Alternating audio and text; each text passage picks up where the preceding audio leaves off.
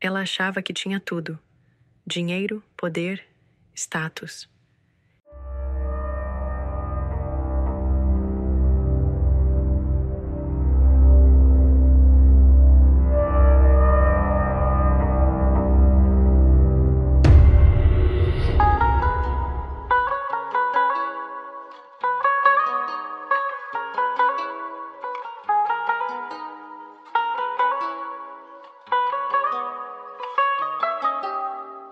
Até o dia em que o chão lhe faltou.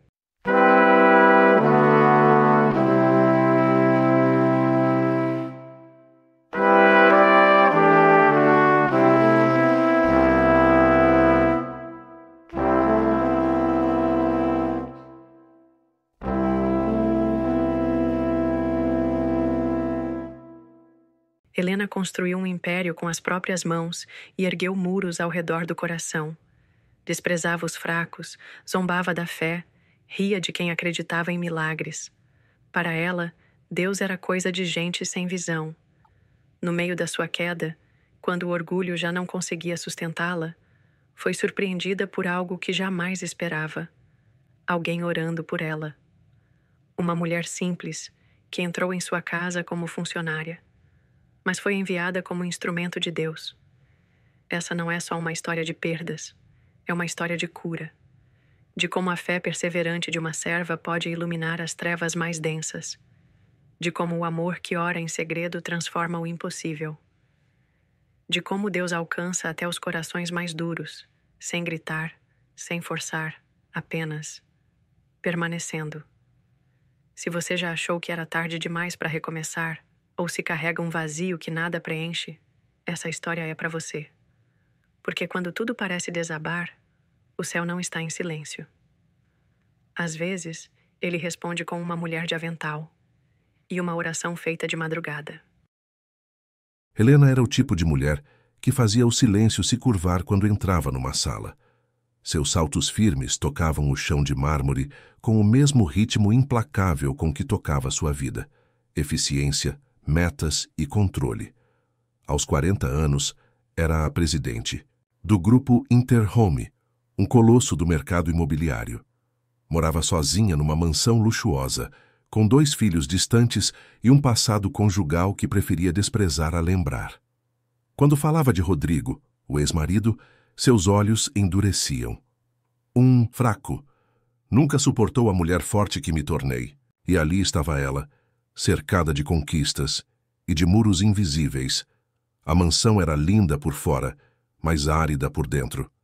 Igor e Natália, seus filhos adolescentes, viviam como inquilinos.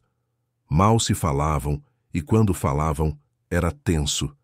Ela se queixava da falta de maturidade dos dois, mas nunca reconhecia o quanto de si mesma havia se perdido no labirinto dos negócios. Contratar novos funcionários era quase um hábito. Poucos suportavam o clima pesado da casa. Exigente, meticulosa, Helena fazia questão de deixar claro que ninguém ali era insubstituível. Você trabalha para mim e só. Amizade e espiritualidade não pagam contas. Ela dizia com aquele tom cortante que calava até o vento. Foi numa manhã comum, com o sol escondido atrás de nuvens cinzentas, que Dona Lúcia chegou. Vestia-se com simplicidade, carregava uma sacola com seu avental e um caderninho de receitas escrito à mão. Helena sequer a recebeu pessoalmente. Mandou Vitor, o motorista, mostrar os cômodos e dar as instruções básicas. Horários, regras e, claro, nada de intimidades ou conversas. Fora do necessário. Dona Lúcia apenas assentiu com a cabeça e, já na cozinha, começou a pôr as coisas em ordem com delicadeza. Tinha um jeito de organizar que parecia carinho, não obrigação. Nenhuma palavra a mais, nenhum passo em falso. Vitor, curioso, observava, de longe. Achava estranho aquele silêncio sem tensão. Dona Lúcia cantarolava muito baixo enquanto cortava legumes. Não dava para entender a letra, mas a melodia parecia acolhedora. Durante o almoço, ela preparou um prato que Helena elogiou, com um aceno rápido, quase sem perceber. Ao ouvir um obrigada seco, Dona Lúcia apenas respondeu: "Quando a gente faz com carinho, o sabor sempre responde por nós." Helena franziu o senho, mas nada disse. Ainda não sabia, mas aquelas frases simples carregavam uma sabedoria que desafiava o seu mundo. Os dias seguintes seguiram assim. Dona Lúcia cumpria seu serviço com uma leveza quase desconcertante. Nunca reclamava, não se intrometia, mas deixava sua marca nos pequenos detalhes. O chá servido sempre na hora certa, a comida saborosa, a casa mais organizada, e vez ou outra deixava escapar frases como "a gente vence muita coisa só", com mansidão, ou "não é só a casa que precisa estar em ordem, mas o coração também". Helena começou a notar. Não gostava da sensação de ser desarmada, mas algo na postura daquela mulher simples lhe despertava curiosidade. E, incômodo, foi Vitor quem comentou primeiro. "Dona Lúcia é diferente, né? Acho que tem uma fé danada de firme." Helena riu sarcástica. "Fé? Isso não enche barriga. Quero ver ela lidar com pressão." Mas, no fundo, Helena começava a sentir uma presença nova dentro da sua fortaleza. Ainda não sabia dar nome ao que estava florescendo, mas a mansão, mesmo com toda a sua frieza, começava a abrigar uma brisa morna de algo raro: humanidade. Com o passar das semanas, a mansão de Helena parecia mais limpa, mais leve, mas não por fora. Era algo quase imperceptível, como o silêncio de uma oração feita de madrugada. Helena, embora relutante, passou a prestar atenção na maneira como Dona Lúcia tratava as coisas simples: um pano dobrado com cuidado, um prato servido com ternura, uma música suave vinda da cozinha. E havia algo mais. Aquela mulher nunca reclamava. Nem mesmo quando recebia ordens ríspidas ou tarefas absurdas com prazos impossíveis. "Preciso de um jantar completo para 8 em 2 horas. Nada pronto. Capriche." Lúcia apenas assentia. Ia para o fogão sem perder a calma. Aquilo incomodava Helena mais do que se a mulher tivesse respondido com rebeldia. Como podia alguém viver sem se ofender, sem se sentir diminuída, sem se justificar? Certa vez, irritada com a tranquilidade da governanta, Helena provocou: "A senhora é sempre assim ou está se fazendo de santa para manter o emprego?" Dona Lúcia olhou com doçura e respondeu: "Eu só aprendi que a gente não precisa devolver ao mundo o que o mundo joga na gente. Eu escolho o que devolvo." Helena ficou sem reação. Nunca tinha ouvido nada parecido, e aquilo mexeu com ela, mais do que gostaria de admitir. Foi nesse período que começaram os testes de verdade. Helena começou a colocar pratos difíceis de última hora, só para ver Dona Lúcia falhar. Mandava repetir tarefas, implicava com detalhes, criava situações constrangedoras. Em uma tarde, após criticar duramente uma sobremesa, mesmo ela tendo sido elogiada pelos filhos, Helena disparou: "Você acha que isso aqui é uma missão divina? É só um trabalho. Não crie ilusões." Dona Lúcia, em silêncio, pegou um pano e limpou a borda do prato. Depois, calmamente, disse: "É só um trabalho. Mas meu patrão é lá do céu."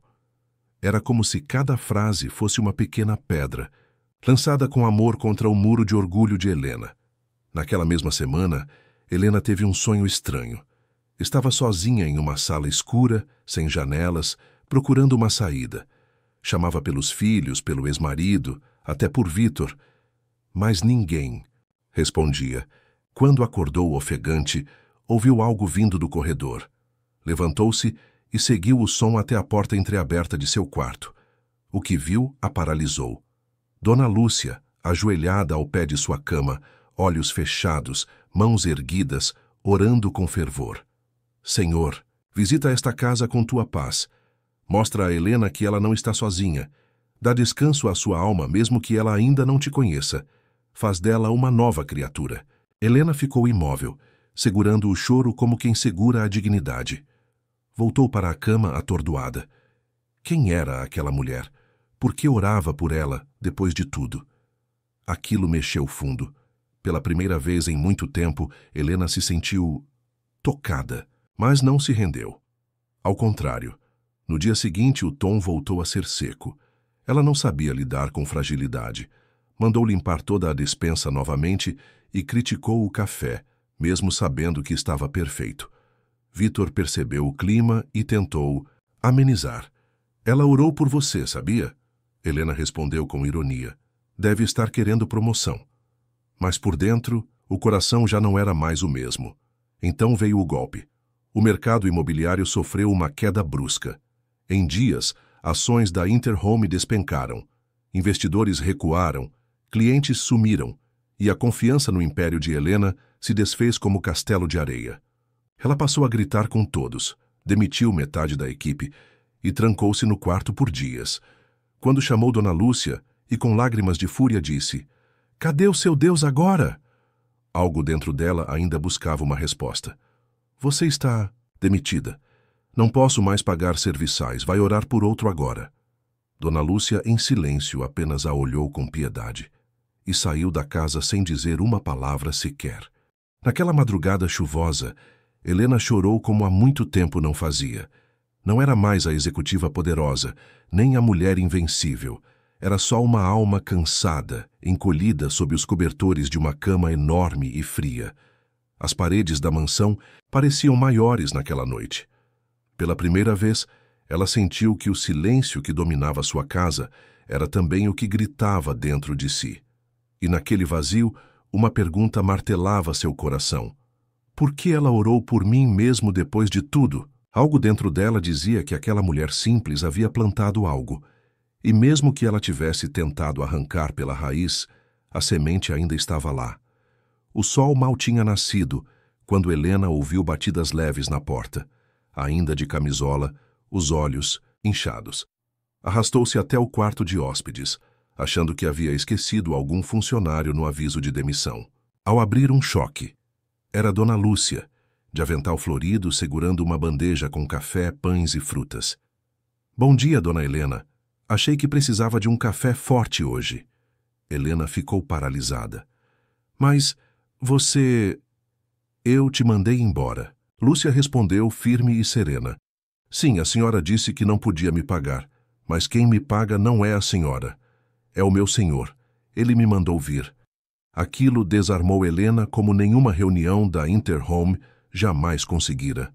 A mulher, que sempre teve uma resposta para tudo, dessa vez ficou sem palavras. Sentou-se lentamente, olhando para Lúcia como quem olha uma coisa preciosa e misteriosa. "Mas, depois de tudo que eu fiz, por que você ainda está aqui?" Dona Lúcia, com os olhos marejados, respondeu: "Porque a senhora perdeu muita coisa, mas não perdeu tudo. Deus ainda está aqui, e enquanto Ele estiver, eu também estou. Minha missão não é cuidar de casas, é cuidar de pessoas." Helena começou a chorar em silêncio. Não era vergonha, era alívio. Pela primeira vez ela se sentia vista, amada, mesmo sem merecer. Nos dias seguintes, as reuniões foram canceladas, os e-mails ignorados. Helena não queria mais negociar contratos, mas queria entender o que Lúcia tinha. Aceitou o convite para estudar a Bíblia.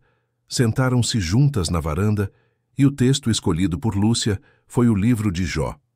Helena se enxergou ali, uma mulher que teve tudo, perdeu tudo, e só encontrou sentido quando descobriu quem Deus era de verdade. Foi ali, entre lágrimas e versículos, que ela murmurou pela primeira vez uma oração sincera: "Senhor, eu não te conheço, mas eu quero aprender." E aquele foi o verdadeiro começo. Meses depois, os negócios começaram a se recuperar. A empresa sobreviveu, mas Helena já não era a mesma. Negava convites para entrevistas, passou a recusar propostas indecentes e dedicava parte dos lucros para ações sociais. Fundou um projeto de apoio a mulheres que enfrentavam separações e crises emocionais, onde também dava estudos bíblicos. A mansão ganhou vida nova, risos, música suave, cheiro de comida simples feita com carinho. Vitor virou um braço direito e Dona Lúcia, Lúcia, ela recusou o convite para ser sócia da nova empreitada. "Minha missão terminou aqui", disse com um sorriso. "Agora tem outras casas precisando de oração e café fresco."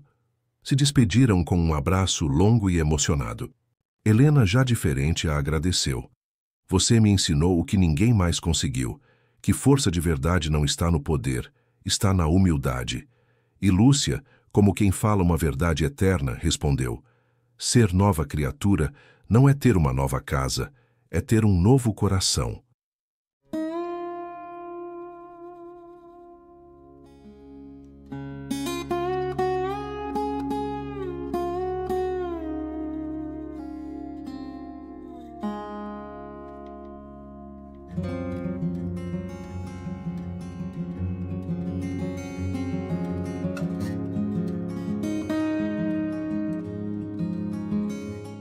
Helena descobriu que a verdadeira força não está em dominar, mas em se render.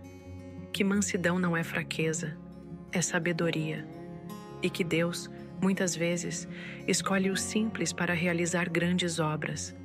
Ele age onde ninguém espera e transforma através de quem apenas serve com amor. E você? Será que está tentando sustentar tudo sozinho? Será que tem desprezado as pequenas sementes que Deus tem plantado ao seu redor? Às vezes, o orgulho nos impede de enxergar que o socorro já chegou. Só não veio da forma que imaginávamos. E se hoje fosse o seu dia de mudança? Se essa história falou com você, talvez Deus esteja chamando você também para uma nova vida, como nova criatura, com um novo coração. Inscreva-se no canal, ative o sininho e compartilhe essa mensagem com alguém que precisa de esperança. E lembre-se, Deus não desiste de você, mesmo quando você ainda não o reconhece.